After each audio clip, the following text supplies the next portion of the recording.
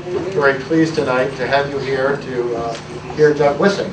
Now, I found out about Doug by a couple of emails that came my way. I think one from Win Cooper, who is a Halifax resident. I'm not quite sure how Win got it. Maybe John referred him or something. But this whole thing was arranged by email, which is very, very handy. And Douglas is here in the area with his family, staying at Malacca for the week, and we made the arrangements. I didn't know if it was going to be a difficult time to have a talk, on July 2nd, but I think by the looks of the audience, we got enough people out, so very, very pleased. Just want to mention, this will probably be the last library talk lecture of the summer. We'll start again in September and then October with our first Wednesday series that many of you are familiar with. But one thing is happening, beginning on Monday, July 9th, VTEL, the Vermont Telecommunications company who does internet, Springfield northwards, is going to be doing a Monday one-on-one coaching on computers. And it's free and available to anybody. You can go to their website, make a reservation, or you can do it here if you like. The reference librarian will do it. It'll be every Monday, July 9th through August 13th, starting at 10 a.m. in the morning until 5. And it's an hour. You can come with any question you have about computers, your PC. If you want to set up a Facebook account, Twitter, you want to get into other social media. So it's really be a great service. So first, I'd like to introduce John Julian, who needs no introduction to many of you. John's been in the community for many years, and owns and operates the Top of the Hill Grill, and is a good friend of Doug's. They're both from Indiana, and John will introduce Doug. So thank you very much. Anyway, I see a lot of puzzled looks out there thinking, what's the barbecue guy doing here, and why is he making the intro? Perhaps you would have expected our esteemed neighbor and local expert on Afghanistan, Senator Galbraith, whose Afghanistan experiences are well documented, or maybe Steve West, Dan DeWalt, Peter Case, local heroes, all who are articulate, insightful. Well, you get the grill guy. And I'm here to tell you that Douglas Wissing was not always the globe-trotting journalist / war correspondent whose credentials literally would fill a notebook. His biography did not always include writer for the New York Times, the LA Times, Washington Post, Foreign Policy Magazine, Salon.com, and others. Producers of nationally syndicated radio and television shows, NPR's All Things Considered, Jim Bohannon, C-SPAN, even Fox News. These producers did not always look to Douglas for his thoughtful, informed analysis. And the list goes on and on. International publications, Britain's Independent on Sunday, Forbes Life, Sever Magazine, Asia Times. Doug was named a fellow by the Royal Geographic Society in recognition of his research on Indiana explorer Robert Shelton in Tibet. So these are facts, pure and simple. As I said, we could fill a notebook with accolades. Outside of journalism, Doug knows his way around a kitchen. He can expound on the terroir of local goat cheese, and if need be, can direct you to Italian food in Ashtabula, Pennsylvania. So I want to mention just a couple of other facts about Douglas Wissing. Little known is that Doug is a local of sorts. His roots in southern Vermont go back to 1971, when he and yours truly first became acquainted. We could often be seen together, hauling trash, painting houses, odd jobbing around Williamsville. Never too proud, Doug even washed dishes at the local Howard Johnson's here in Brattleboro. Folks, indeed, I have stories, but as Doug has often reminded me over the years, or perhaps threatened, he has pictures. So, the really juicy stuff, my lips are sealed, for sure. But in all seriousness, Douglas Wissing is a seeker of truth and a student of history. In pursuit of answers to his questions, he is relentless and fearless. He has and will put himself in harm's way if need be to get to the facts and get them right. He does not shoot from the hip, as his 85 pages of liner notes will testify. Now, Afghanistan has been called many things: boondoggle, quagmire, just cause by some.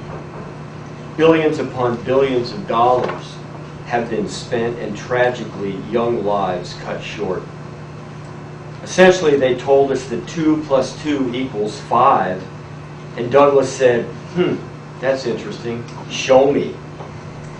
He wrangled his way into Afghanistan, embedded with the National Guard troop from Indiana. He talked to generals, special forces, grunts on the ground. He asked questions, but more importantly, he listened. Out of years of documented research came the conclusion that you, ladies and gentlemen, the American tax-paying public, are indeed funding the enemy. So it is with extreme pleasure I introduce to you my friend, Doug Wissing. Well, thanks to my great friend John. That was a wonderful introduction. And John and I have a long relationship built on gluttony. Eaten too much all across the world. And thanks also to Jerry Carboni and to Dan DeWalt, Wynn Cooper, Steve West of your Live and Local show, Rich Goodell of Everyone's Books that has been kind enough to bring over some books for you this evening. And as John said, I realized today I've been coming to southern Vermont for 40 years now. My youngest son was born up in Townsend at Grace Cottage, and I think this is my second home. Jerry said, we're up at Nalaka for the week with my family, coming from one son from Seattle with his family and another from down in Hoboken. And my partner Kim Gray has been out at Nalaka doing excellent research on Kipling in Vermont, and she came across a letter today that she was reading to me where Kipling was writing to someone in Britain referring to all of his Vermont neighbors as aboriginals. So here we are as aboriginals together. Let me tell you a little bit about what I'm going to do tonight. I'm going to talk to you about the complexity of counterinsurgency in Afghanistan. And when I'm speaking of counterinsurgency, I'm speaking of some of the terms that people use are nation building, winning the hearts and minds, things of that nature. This is this great enterprise that we embarked on in Afghanistan. I'm going to show you some photographs that I shot out there when I was embedded with U.S. troops across eastern Afghanistan in the war zones out there along the Pakistani border. And I'll try to explain a little bit of the landscape and the people and the complexities and challenges we face. This, to me, was a picture that I thought was a particularly telling picture about winning hearts and minds in Afghanistan. I spent time with troops that are called Agribusiness Development Teams, ADTs is the inevitable military acronym. And these were small elite teams, normally about 58 to 65 soldiers, men and women. And their gig was to go out into the war zones and to attempt to win hearts and minds by working with the Afghan farmers to improve their standard of living. And because it's a war zone, the advantage that these teams had is they went with their own security. So here in the background, you can see, well, this is what's called a shura, a meeting in a remote Afghan village in a totally Taliban-controlled area. So that we're traveling, these are 37,000-pound, $1.5 million armored vehicles. In this area, you have to travel with a minimum of 5 of these vehicles. Each one of the vehicles, you can't see it very well, but here, there's a gunner with a machine gun. This guy's probably got a grenade launcher. You can see over here the security personnel. We're surrounded by men in flak jackets. I'm wearing a flak jacket, a 50-pound flak jacket and a helmet. And you have the village elders. They have come down from the village. You're under what's called the shura tree. The shuras are meetings. So this is a shade tree at the edge of the village, essentially a 13th century village. this was caught my eye. This running water here, that is virtually the only running water I saw in eastern Afghanistan, host province, and it seemed like a magical thing. The soldiers are here, mingled into these village elders, are agricultural specialists, also wearing body armor, also wearing helmets. Wanting to talk to them about, perhaps we can help you improve your wheat by showing you how to get wheat seed out. This is a country that's been devastated by 3 decades of war, so they have lost a couple of generations of farmers. It's an extreme, one of the 5 poorest countries on earth. But here we are. We've got security, we've got these people, I mean, we're essentially Martians. We're marching in, carrying, everybody's heavily armed except for me with my pen, which I was always trying to contend was powerful, really powerful. The soldiers never bought it because my pen was much lighter than 75 pounds of ammunition. So, you know, you can sort of imagine these villagers from a very traditional society dealing with some pretty alien people, yet we're there ostensibly to try and do something. That's life in Afghanistan for people trying to do counterinsurgency. So what I'm going to do is I'm going to tell you about a dysfunctional American war-making machine that's causing us to waste grotesque amounts of money in Afghanistan without making the U.S. any more secure. I'll read you a few copies from my book, Funding the Enemy, How U.S. Taxpayers Bankroll the Taliban, and I'm hoping we have time for your comments and your questions. And I can tell you that when I was embedded with U.S. soldiers in Afghanistan, they began telling me about the U.S. government wasting tens of billions of dollars of your money each year on the war in Afghanistan, on really extraordinarily mismanaged aid and development projects and logistics contracts, these enormous logistic contracts we have to run to maintain this war machine there. We'd be out in Taliban country and they would be, you know, we'd be riding along, they'd be telling me between spitting out their skull that there was this toxic system that was connecting distracted U.S. officials, military and government officials, private U.S. corporations, for-profit, not-for-profit development companies, corrupt Afghan officials, and the Taliban. They would say, we're funding our own enemy. We're funding both sides of this war. And at first it seemed preposterous to me, to be honest. You know, grunts, the security soldiers, they're always cranky. They're always telling me crazy stuff. But the more I started digging into it, I went to the embassy in Kabul. I got a lot of evasive answers there. I came back. I spent a couple of years going through a mountain of government documents, interviewing hundreds and hundreds of people, from security soldiers who had returned to aid workers to ambassadors and development people, generals down to specialists. And the story that emerged is the soldiers were right. That is the way it is. It's so routine that there are Taliban business offices in Kabul and Kandahar where if you get a U.S. contract, your first stop is to the Taliban business office where you negotiate with a Taliban engineer as to what their take is, 10%, 20%. It's, there is a classic case that I thought encapsulated the whole system. A lot of the ways, and of course we all know that Afghanistan has one of the most corrupt governments on the planet. It sometimes it's number 2, it slips down to number 5, you know, it's an extraordinarily corrupt society. And a lot of the ways that U.S. dollars slide over to the Taliban are through the security contracts. So, for instance, there's a famous highway called the Host-Gardez Highway in eastern Afghanistan. 64-mile-long road, little 2-lane, skinny 2-lane through the mountains. It cost $176 million to build this road. That's $2.8 million a mile, which is more expensive, I think, than roads in the United States. And you have to understand, Afghans make $400 a year, so it's dimes on the dollar for labor. So there's a lot of money to be made. So the contract goes to a U.S. company. Louis Berger is a classic, what they call a double-A bandit. Picks up these big development contracts. They picked up this one along with another company called Black and Beige. The security is the way that the money flows. The security is all controlled by the wealthiest Afghan and most powerful Afghan families. So in this particular case, $43 million out of the 176 went to the Afghan security company. They in turn outsourced the security to a known insurgent leader who was on what's called our killer capture list. They hired him to do the security. They paid him $160,000 a month to provide security against himself. And that's development in Afghanistan.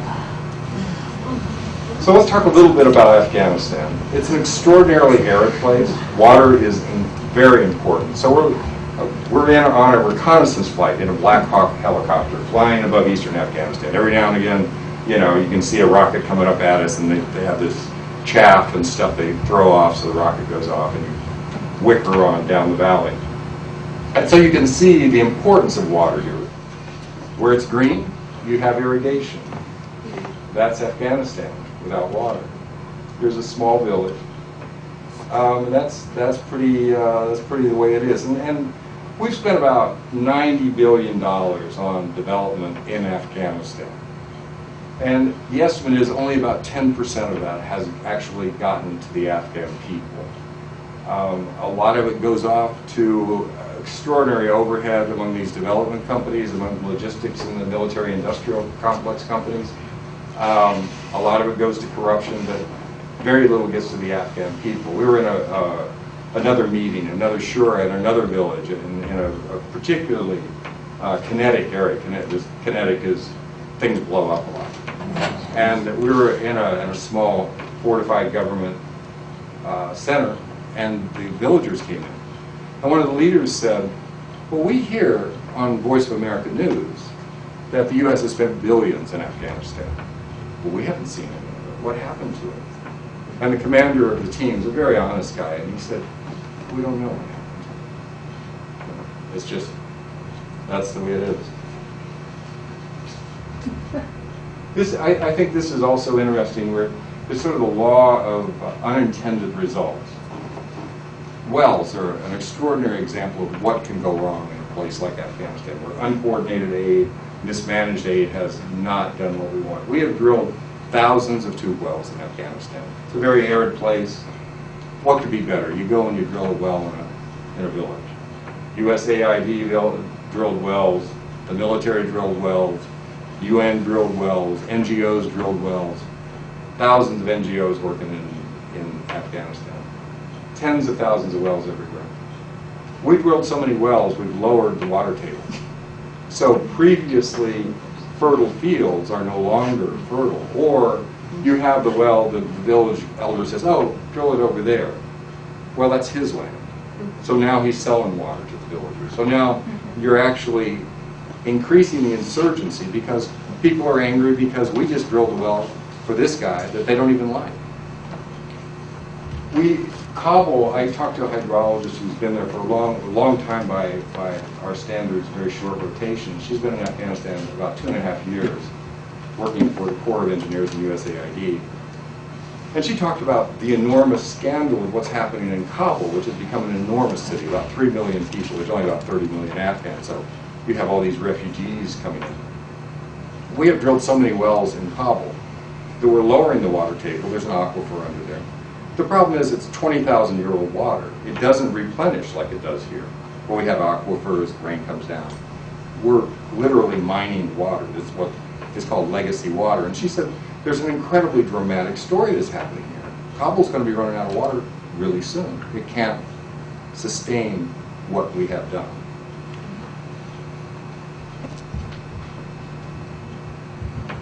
It's a very poor society. It's basically subsistence farming. As I mentioned, the per capita income is about $400 a year. It's among the countries in the world where the caloric intake is among the lowest, to the point where people essentially starve in the winter. The literacy rate is about 10%. It's a tribal society. Here you can see a village elder and his son behind him. A photography professor saw this and pointed out it was kind of this dual image of white and black, which I thought was they took a photography professor to notice that. I just took a picture. It's a very complex tribal society. There's about 350 different tribes in Afghanistan. There are countless sub-tribes that are called Khels. There are family groups. It's a very, very complicated society. I think where our arrogance sometimes shows up is we send in military and aid officials to work with this society, we'll send them in on rotations of 3 months and 6 months. I mean, you can barely find the restroom, let alone try and penetrate an incredibly opaque private society. And yet, we think we can do that.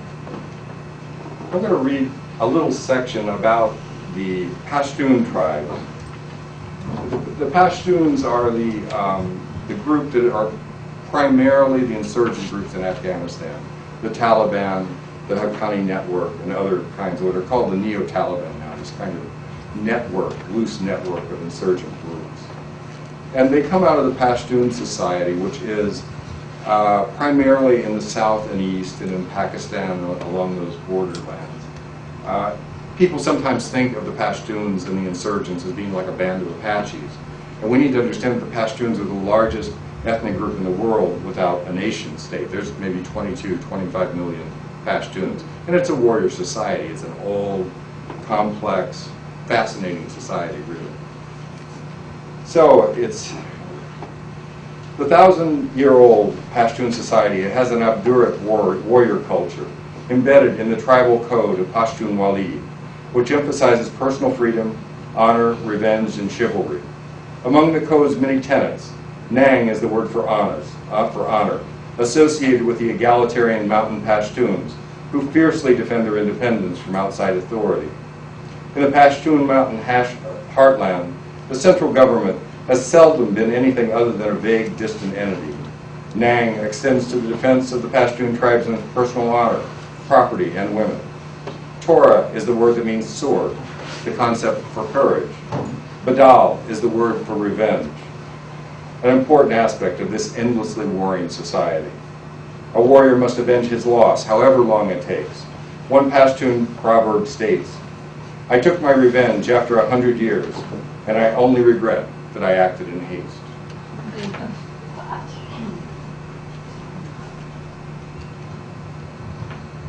This is a picture taken in Host City. Host is the most violent province in Afghanistan, where I was embedded twice.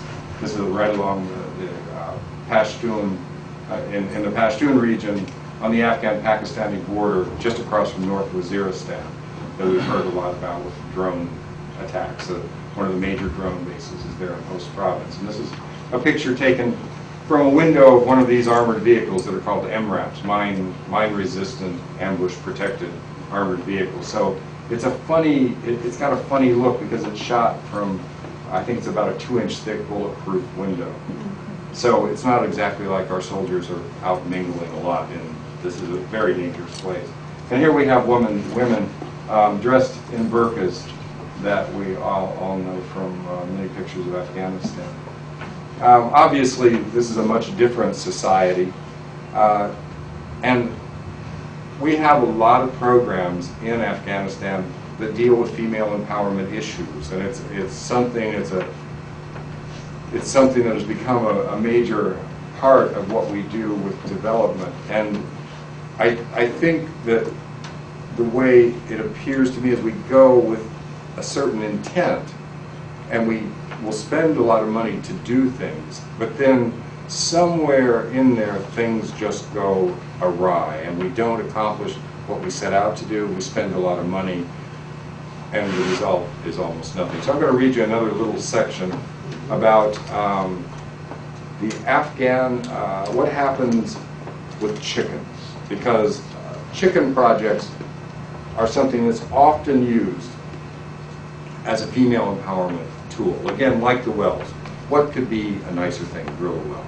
Well, the female empowerment projects are done through chickens, and it turns into the Afghan chicken scam. So let me tell you how it goes. I met this British guy. There's a thing called conflict zone development, and you can get degrees in conflict zone development. A lot of British, you'll find these guys out there, and they do these projects, and they get paid a lot of money, $250,000, $500,000, and they fly in, they do projects, and they fly off to the next conflict zone thing. It's a good gig.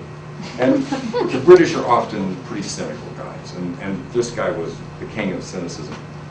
So he began, this guy, we're in a, if I can build this for you, we're out in a fortified base called Fob Ghazni, Forward Operating Base Ghazni. There's a big white dirigible that hovers above the base.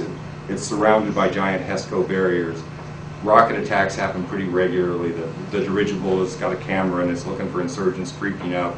And we're in a kind of a fortified bunker-like thing where there's all these desks with military guys, and he's doing a project for the military. And so we're sitting at a desk, and he's suddenly starting to go, he says, well, what's your email address? And I give it to him. And suddenly my emails start popping up with all this like stuff he's telling me about. Like, you know, and he's like whispering across the desk, and then this other thing comes up, and I'm going, no, I didn't know about that one. That's a pretty good one. So at one point, the Afghan chicken scam shows up.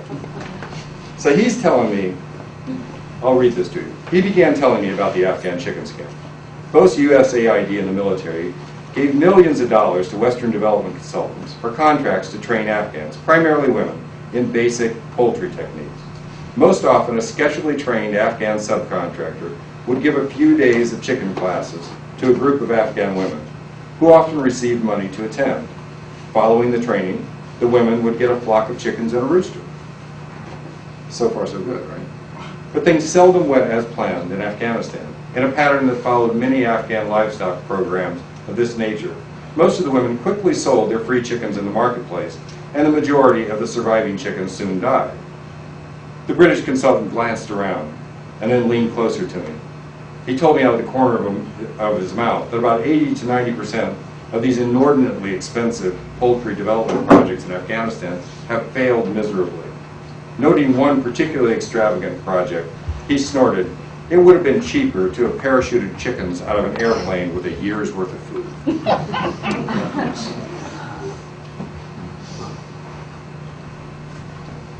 So as I mentioned, these are some of these MRAPs I've been talking about. So you can imagine this pulling up in your village, right? And here come these people who are going to climb out of there, a bunch of security soldiers. They're going to surround the village common. They're going to ask you to come out of your houses and talk to them. You'd be nervous, right? And then we have to think about the complexity. So we're talking about something that's really mismanaged. Enormous amounts of money going in for development without oversight. Because let's say we're going to build a dam or build a school. So first you got to go check the foundation, right? Basic construction management oversight. Well, to go check that, you've got to get somewhere between 5, 7, up to 12 of these things together with dozens and dozens and dozens of security soldiers to go out to a one-room school and go, yeah, that looks okay. And then maybe on the way back you're going to hit an IED, because there's like 17,000 IEDs in Afghanistan last year. Afghanistan's the size of Texas. Imagine 17,000 bombs in Texas. And if it hits one, I've been on convoys. You hit a convoy, you hit an IED. If it blows, you can't do anything. You're locked down. You got to wait for the Apache helicopters to come. You got to wait for the armored wrecker to come. You can't abandon the thing. You might be out there for 2 or 3 days. This is to go check the foundation. And the bomb, just so you know, it cost about $30. 17,000 of them. $1.5 million vehicle. The Apache helicopter, how much is that? How much is the fighter jet that's above that? I mean, it starts stacking up every time you hit a bomb. This is what goes on. So when we say we're going to do this nice thing, it gets pretty complicated.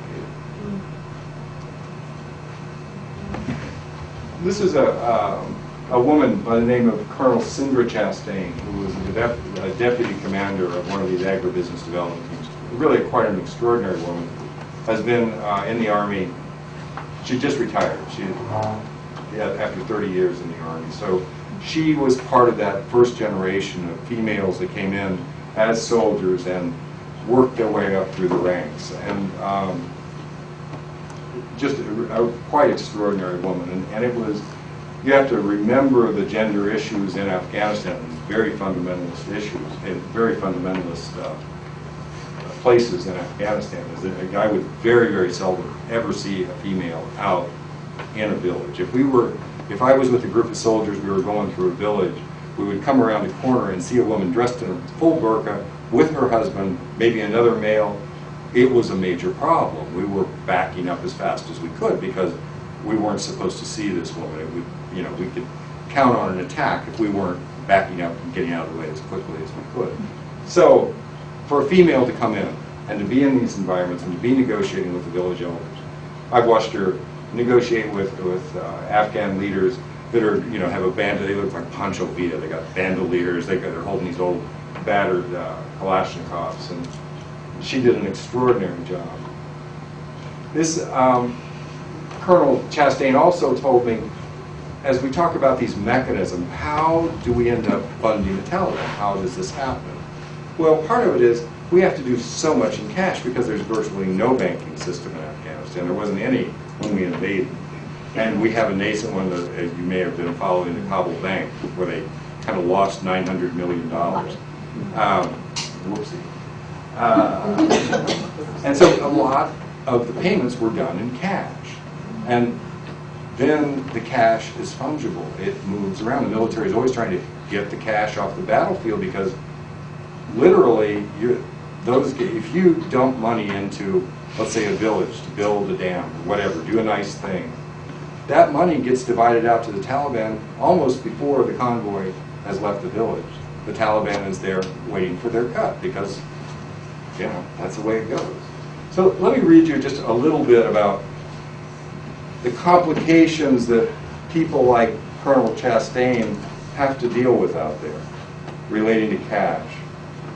So we're on another forward operating base. This one's called FOB Salerno. This is one of our major bases in eastern Afghanistan that has so many attacks that the nickname is Rocket City. You can buy baseball caps on the base that have Rocket City across it.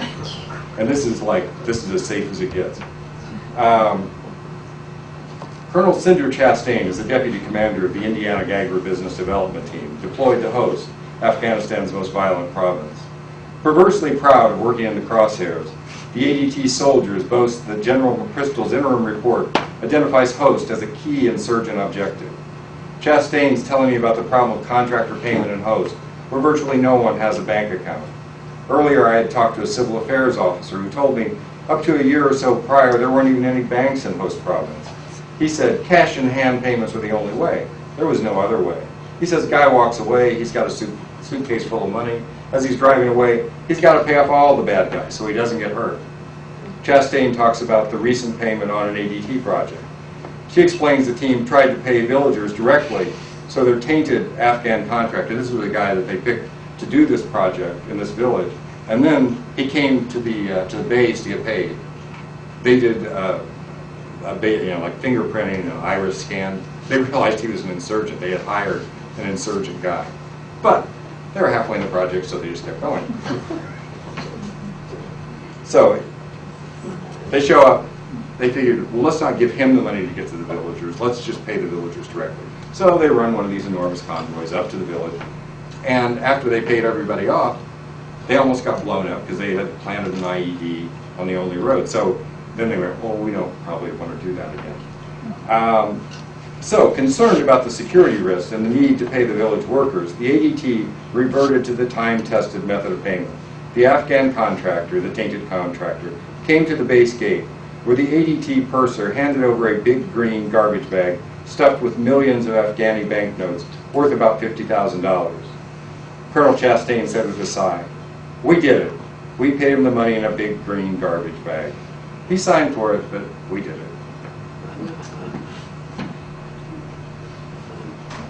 So we're spending about $2.5 billion a week in Afghanistan today. Last year, we spent about 120 billion in Afghanistan.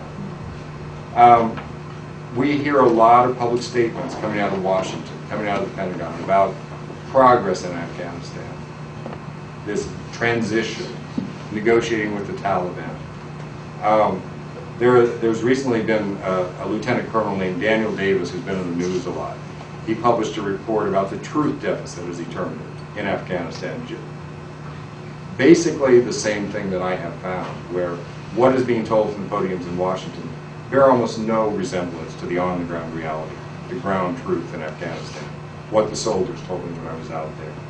There's a wonderful term, an old Afghan hand told me something a few months ago that I thought was great. He said that there's a new buzzword that's making its way around to all the Afghan insiders, the people working in Afghanistan, the careerists. It's called reify. I didn't know the word. How many people here know reify? It is the confusion of a concept with reality. And it fits Afghanistan perfectly. As I worked on this book, I discovered something that I didn't know, which was there is virtually no research that connects development funding with improved security. There's more data that indicates it's very mixed up, just like what I talked about with Wells. And foreign aid development may be absolutely the right thing to do on a humanitarian level, and I feel confident that I'm in support of that.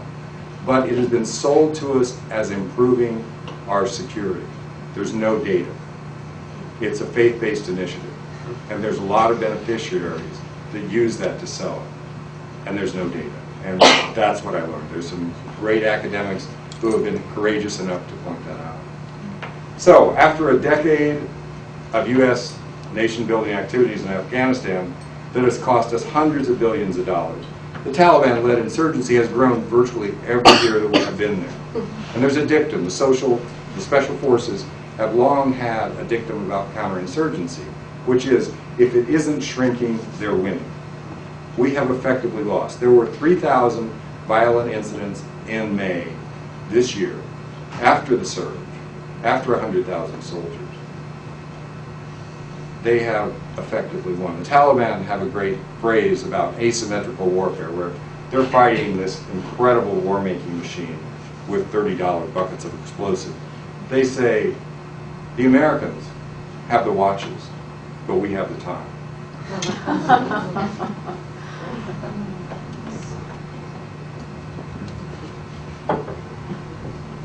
So U.S. soldiers in Afghanistan, development workers, a lot of other people on the ground have told me the only way to really end this excessive government waste, this toxic network that has become so entrenched in Afghanistan, is to get out of Afghanistan. The toxic network is just too deeply rooted there. I'm going to read you just one more brief section here in the book. This was a soldier. I was out on a forward operating base called Fob Medarlam, which was out in eastern Afghanistan in a province called Logman, another embattled province in Afghanistan. And it had been a rough night, been a rough time. The artillery had been going off all night long. You're in another little embittered, embattled place. The rapid response teams were having to go out time and time again. There were just attacks everywhere. And that morning, I was standing outside a funky little plywood hut that one of these military-industrial complexes had built, or military-industrial companies. And this big, burly soldier, an intelligence guy, he was a captain,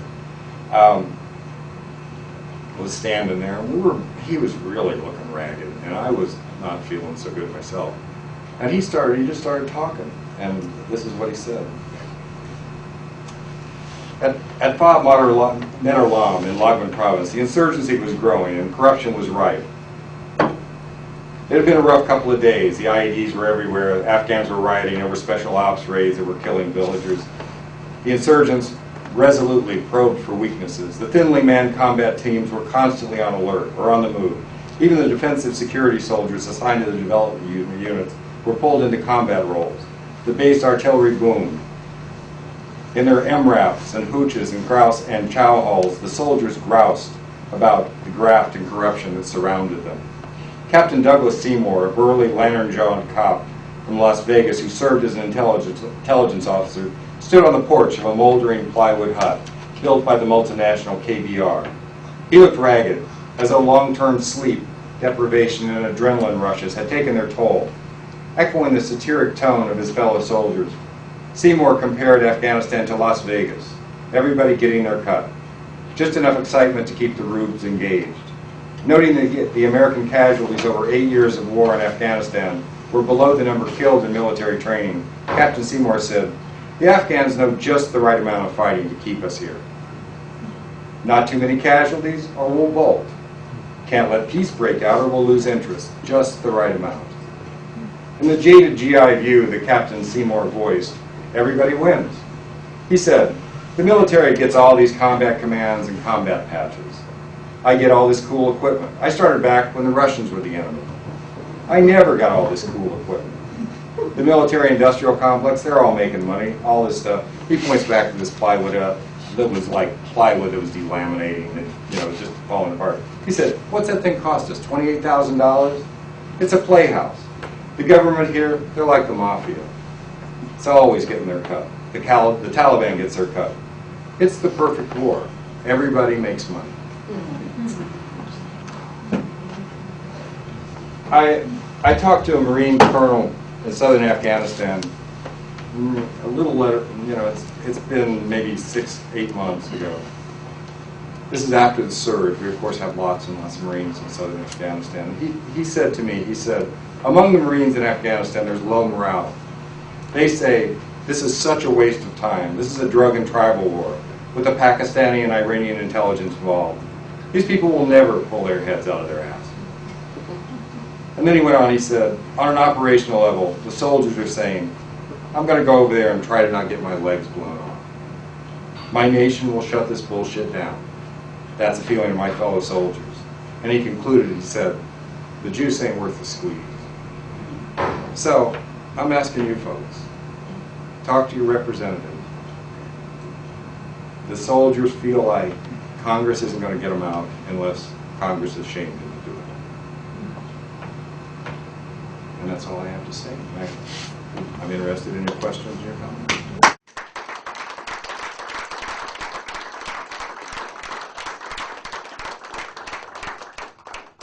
We ostensibly went there to fight the Taliban, right? Al-Qaeda. Al-Qaeda. Who were in Taliban's shelter. Okay. So, what's going to happen when we leave? Presumably there is a timetable in the next couple of years that will be pulled out. It'll be sort of like a garden that was built, it just returns to the way it was. Most people behind the curtain seem to think that there will be major civil war again, as there was after the Soviet-Afghan war ended. They left the Soviets left? 89. The old warlords, all those same old warlords are still around. We empowered them, of course. We paid them to run our war for a while until that didn't work out so well. But they're still involved with the government. Those two, and the whole rogues gallery are still there. And over the last year, all those old warlords are pulling back into their ethnic enclaves. They're taking positions that let them control the armaments. You have to understand we put so many armaments in there. They're going back, taking control of the fort. So the Hazaras, the Tajiks, the Uzbeks, they're all basically girding for Civil War 2.0. And I would love to be wrong, but that's what it looks like to me. And I think we're probably going to have to be prepared to give humanitarian aid. And sometimes people say, well, if we messed up this stuff, then why are we going to do humanitarian aid? There is a distinction between development and redevelopment and those other terms and basic humanitarian aid, food, shelter, basic stuff. And we seem to do that a little bit. So I could be wrong, and maybe it's going to work out great. How many years were you over? I was there a couple of times. I'm heading back in the fall. I was there I was there for a number of months. Each time? Mm-hmm. And I had been there pre 9/11 in the Pashtun regions on the Pakistani side. Yes. I was wondering what your reception has been since you've come out with this book and been going around talking about it amongst policymakers. A congressman named Representative Walter Jones read the book on the floor of the House last week and has spoken about it. The military has been very supportive of it, which is a little surprising. I was in a conference for development officials, the development commanders that are heading out to Afghanistan. I was with about 300 commanders last weekend before that. A number of them invited me to embed with their teams again. And I think what's happened is counterinsurgency, the winning hearts and minds, military-based development has been really kind of thoroughly discredited from this war, and they're beginning to see studies coming out of the War College and out of the Pentagon that is beginning to admit now. When I started reporting on this in 2009, it was really problematic, and now it's a couple years later. I was ready to get my body armor back on, and it's the military is sort of saying that wasn't such a good idea, and they had done the same thing after Vietnam. They'd gotten involved with a lot of that in Vietnam, and then didn't want anything to do with it for a long time. Yes. You're giving this a lot of scholarly attention, and I'm not going to sleep well tonight, to tell you the truth. But tell me, in your opinion, what has to be done to change the situation? You must have given that some consideration when you think about all the evil you mentioned. I'm not a policymaker, and I can point out, for instance, like USAID. The chapter on USAID is entitled "The Broken Agency," and as you work with people in Afghanistan and working in developing countries all over the world, people, while there's I've met a lot of really wonderful USAID people, the agency has been effectively gutted over the last 20 or 30 years. So the number of USAID people that are attempting to administer gargantuan amounts of money are just minuscule. They're a check writing agency, and the money goes directly to these for-profit development companies, Beltway bandits, that are often run, of course, by retired USAID officials. So it's that revolving door, like with the military going to the military-industrial complexes. So from my perspective, USAID, there's been maybe 4 or 5 major reform efforts with USAID. None of them have worked. It's time to pull the plug on USAID. There's some things. I don't know if it's such a good idea for the military to be doing development, because the military side and the intelligence side gets commingled with development, and any people, the Afghans may not have high levels of formal education, but they're extremely smart people. So I've been involved with development teams. There's something called the Provincial Reconstruction Team, same kind of construct, like these security soldiers. Like the agribusiness development teams. And the CIA gets commingled into it. And they show up in villages, and it's sort of like, well, they won't even notice that there's a CIA guy there. And the Afghans will be going, well, who's the guy without the insignia? They all know. It's like, OGA is the term, other government agencies. That's CIA guys, and everybody knows it. So the intelligence, the CIA, the military stuff gets commingled with development, and it doesn't work so well. So there's lots of stuff. You're asking for specific things. There's a lot of new studies that are coming out about the problems of panel aid, the problems of the money getting sucked up into overhead and subcontracting and where everybody's just pulling all the money out that are in Geneva, that are in Washington, that are in these giant office parks, and the money doesn't get down to where it can actually do some good. So nothing can be done? I think lots can be done, but first we have to identify it's a problem. Right now it's just the way people do it. It's the business as usual. So I think the first step is just recognizing this doesn't work. We've spent a lot of money, we waste. Yes? In other words, getting out defunds them. In this particular case, right? And USAID, while they're not admitting it publicly, the story I'm hearing is the military, everybody's rolling up the carpets. We have told the Afghans, we are here forever for you. I've sat in meeting after meeting. We are not going to cut and run this time like we did after the Soviet War. And we threw them under the bus. And we're going to do the same thing again. Yeah. I read your book. I really enjoyed it. It was a great expose, and I worked at a PRT in 2005 in Parwan, Peaceful Province, as a USDA agricultural advisor. And we did several projects, small. We didn't have to use those big vehicles. We traveled around in Land Cruisers and without body armor. Wow. And, well, it was, north of Kabul. Everything north of Kabul was pretty safe. Yeah. What was that, the Shimon? Yeah, it was Kapisa Province's Charkar. I was based out of Bagram, so it was an easy ride. And it was an easy ride to Kabul. We drive there every week without a problem. It's tough now. It is.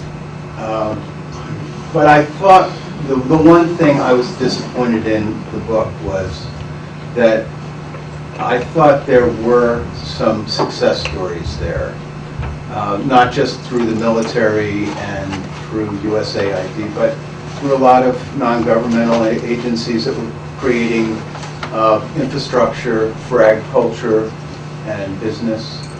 And, you know, I didn't see the corruption that apparently has escalated since 2005. But I did see a lot of success. And I wished you had pointed out some of the success that exists. I agree with you. There are some. There's a Dutch group that does veterinary projects. And Dutch. I'm sorry. I think there are specific ones, and they're long term. They're sustainable because they're appropriate to Afghanistan. And I agree with you there. I think, and there. I have to emphasize that I really didn't meet very many cynical people. I met basically well-meaning people. And you're right, corruption really started taking off about 2005. People ask, what are the great successes of Afghanistan? And the one thing that you can really point out is the Afghan government skyrocketed up the charts of corruption. It went from being, you know, kind of middle of the pack up to number 8, 9, then, you know, year by year, and it got up to number 2 with a bullet, you know. There are some, and they're often very appropriate with groups that are there for a very long term, and that makes sense. We're talking about generational kinds of change, very slow cultural change, and the people that make that commitment, they do good. They work with the Afghans, and I agree with you. Things really, in 2005 is when things really started. The insurgency started up with, you know, you started having training camps back. It really, you didn't get enough. If you worked for USAID in those periods, you were managing enormous amounts of projects. You were doing an impossible job from my perspective. Well, I was with USDA. Oh, USDA. I love USDA. They do really good stuff. Yeah. Yeah. I got to go with you on that. If you're USAID, you just think, yeah. Okay. Yes. I understand the Pashtuns, something native majority tribe. Is that right? Yeah. And Karzai, that is his tribe also, isn't it? That's right. And I understand he's universally loathed. Is it because he's a friend of ours, so-called? They have naughty things they say about him. I have to understand they're horribly corrupt, like you gentlemen are just discussing. Yeah. Maybe that's what... Yeah, you know, it's hard to... Okay. It's complicated. The Taliban and the insurgents groups term his government a puppet government. They, for instance, won't negotiate with him because he's a puppet. Well, he wants to negotiate with him, the last I heard. We all do. Oh, I mean, the U.S. government. Oh, the U.S. I mean, there was a great story where we've been frantically trying to find Taliban to negotiate with. We're ready to go. I mean, that's Clinton, Obama, we're all ready to talk to the Taliban. And they finally found this moderate Taliban that was willing to talk to us, and so they were bringing him up in these convoys from Peshawar, I think, up to Kabul. They were flying. NATO was flying him up. We were, you know, he was really moderate. He was, you know, because the Taliban went all their people out of the prison. They want him out of Guantanamo. They have a whole series of things that they demand before they'll negotiate with him. He was perfectly reasonable. He was fine.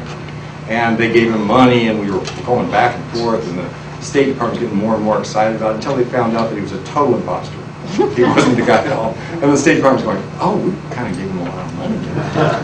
And I've been laughing, saying, you could be Taliban. You could put on a turban and say, hi, I want to negotiate with you. And the U.S. would sit down, because they would talk to anybody that said they were Taliban. And things have changed according to what I've read. I've never been there. And what you don't know more than anybody except you've been around. What do you think is going to happen to the status of women and girls in education when we leave? Well, as I talked about with the chicken story, I have seen empty schools all over Afghanistan, schools built for girls. And they were built, but we forgot to ask if there were any teachers. I described what happens if you run across a woman in Afghanistan. So when we talk about the change of female status in Afghanistan, I can say that it's a very traditional society. And in eastern Afghanistan, I didn't see evidence. I saw a lot of buildings. I saw a great women's center just outside of Fab Medarlan in Laghman province. One of the soldiers took me up on a guardhouse to point down at this enormous complex that was the female center for Medarlan, which was the capital city, not too far away.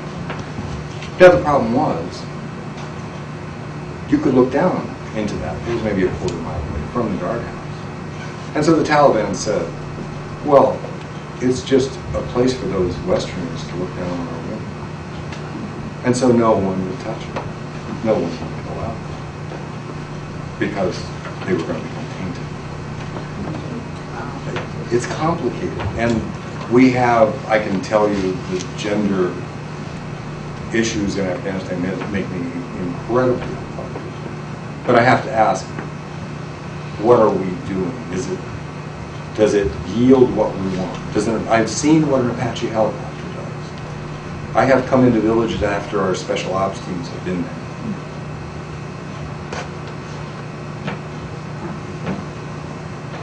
I don't know. It feels like it's really complicated. And there have been improvements, particularly in places like Kabul, just as it always was. We talk about how things were in Kabul in the 1960s. That's Kabul. That's not, it's like comparing Manhattan to southern Alabama. These are really different places. Yes? I realize that you are embedded with U.S. forces, but of course this is a NATO operation.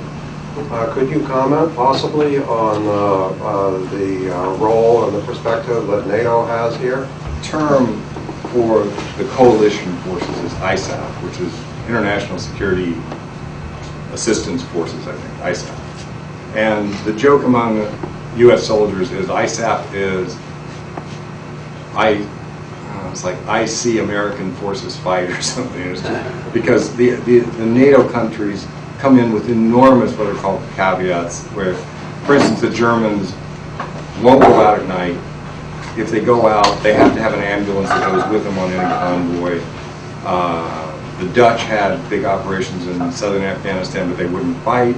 They would only do certain kinds of things. If somebody started shooting at them, they would immediately pack up and go back because they couldn't return fire. And the caveats for the NATO forces is literally a book about this thick.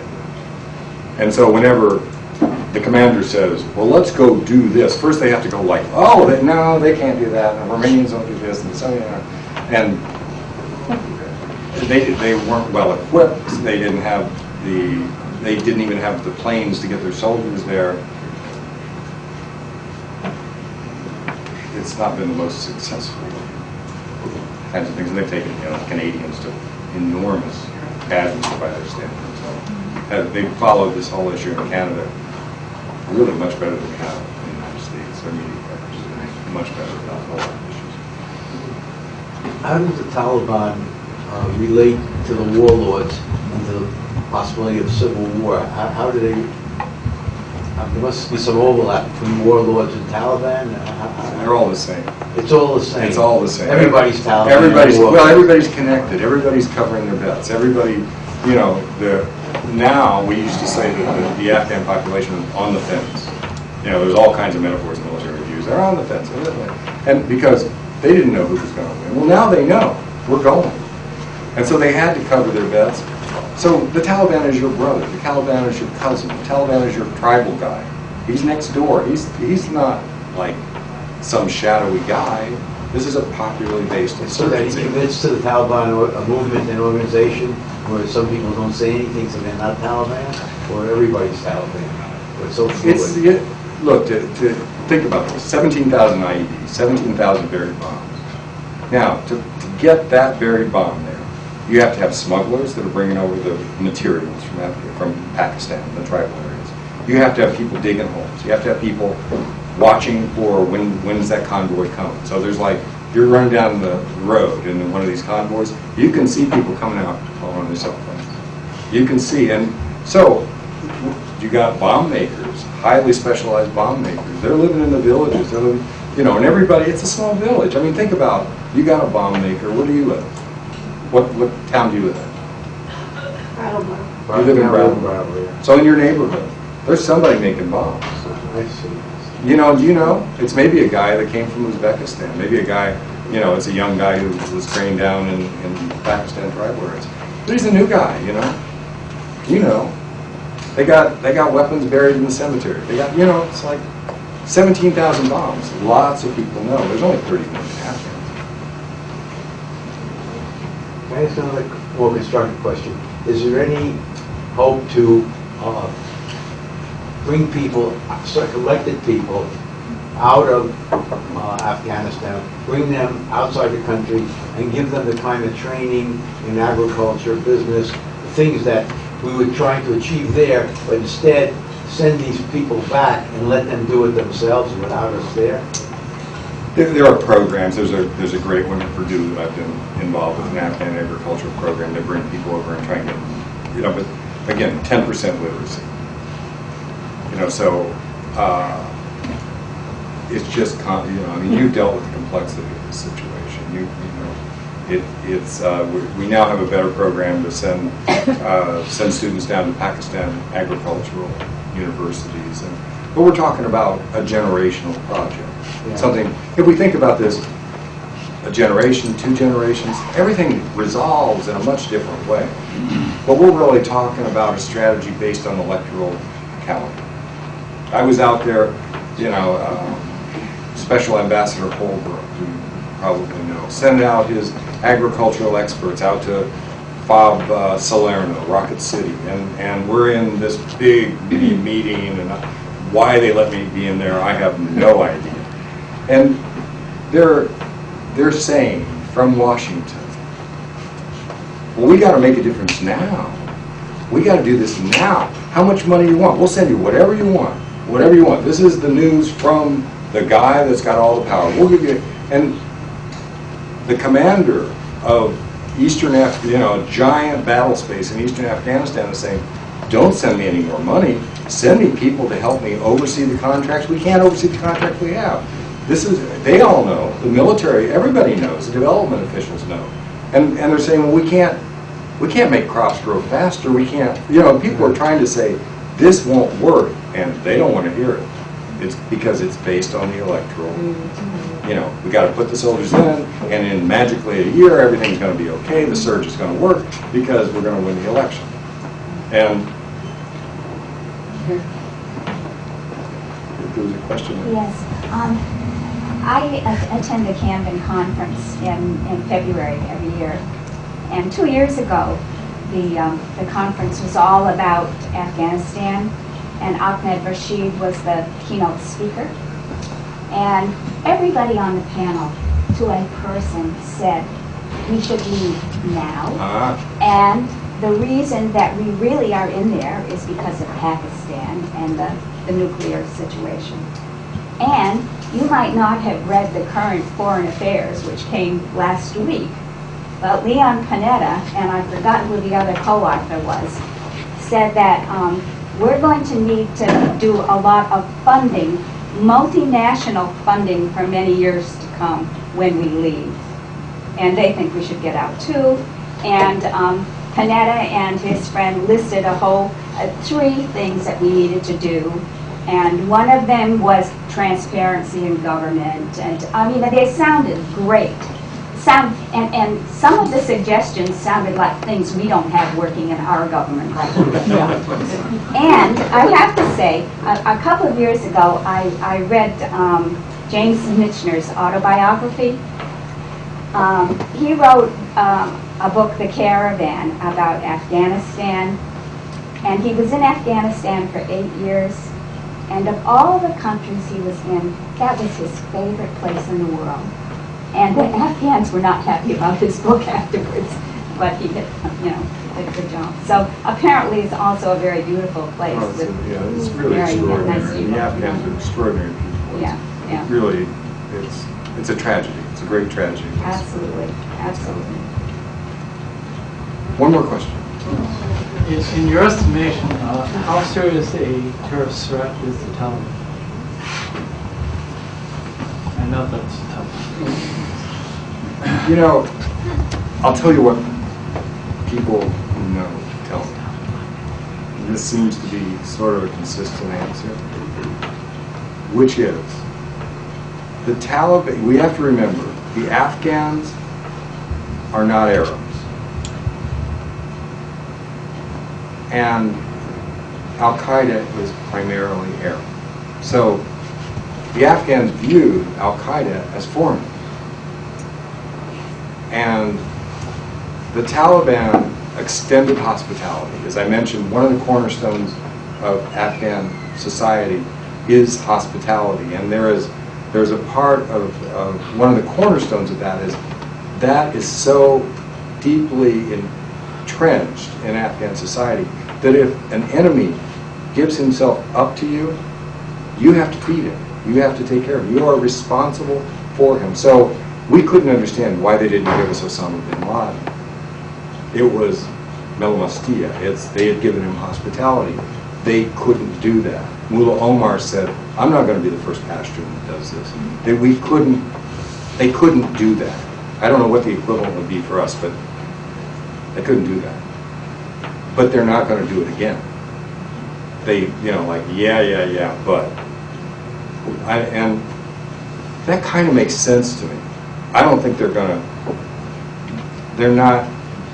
going to, and Al-Qaeda is not there. I mean, the latest estimate that I heard is there's something like 50, the biggest number I've seen is 100, and it comes from a source that I'm like, I don't know, but like maybe there's 50 Al-Qaeda in Afghanistan. They aren't there.